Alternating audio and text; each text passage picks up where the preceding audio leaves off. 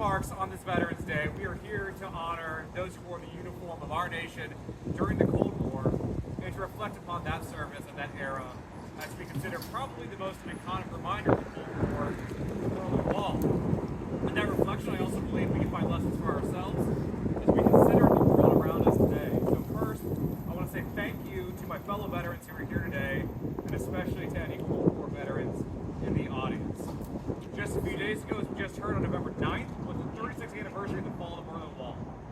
I was fortunate to study in Berlin for a summer back in 2007, and we heard from those who lived during the destruction of that wall.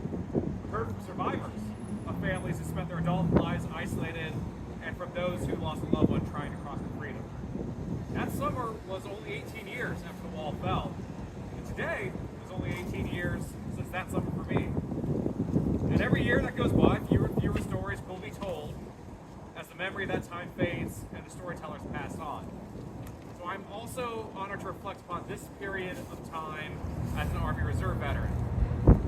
As my 11 and a half years of service took place during the 2 decades of global war on terror, I have additional perspective and gratitude for those of you here today who are Cold War veterans. I know that some may have a tendency these days to minimize non-combat service, but it was because of your professional service that we did something potentially even more difficult than fighting a war. We stayed out of one. And during that time, beginning with the Marshall Plan and the Berlin Airlift, we helped build an enduring peace and made allies for our former enemies. The main mission of American forces during the Cold War was deterrence. And in that way, especially in Europe, the success of the United States and our allies during the Cold War can best be understood by the lack of combat. We were, of course, ready to counter the threat of the Soviet Union and its nuclear arsenal. But that time of relative peace was only able to be achieved because we were then, as we are now, the finest fighting force the world has ever seen.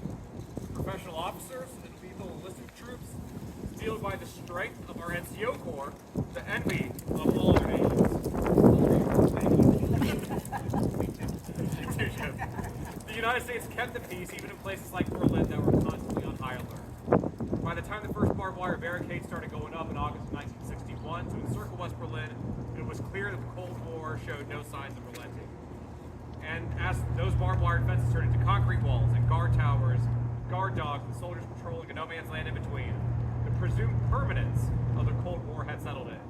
For the next 28 years, families were divided within their own city.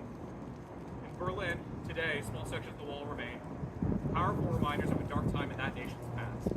Other sections are kept as a reminder of the protest of its inhumanity. Like our section here, adorned with graffiti longing for unity and peace. But also throughout the city, you can follow a pathway, 2 rows of bricks in the road. A subtle reminder of that concrete manifestation of the Cold War, the wall that divided the East and the West, communism and democracy, that follows the entire length of the wall. My point is this: we still live with this history today, sometimes explicitly, but many times through the echoes of the past. Our role as a community is to honor the history of that time in our world as we move farther and farther from it by participating in ceremonies like today. And your role as service members is to tell the stories of your service and what you were willing to sacrifice so that our current generation cannot claim complacency due to ignorance. Remind us all about the world you fought for freedom and democracy to prevail, for humanity to endure, and for global peace for generations to come. So from the bottom of my heart to my brothers and sisters in arms, thank you for your service. Happy Veterans Day.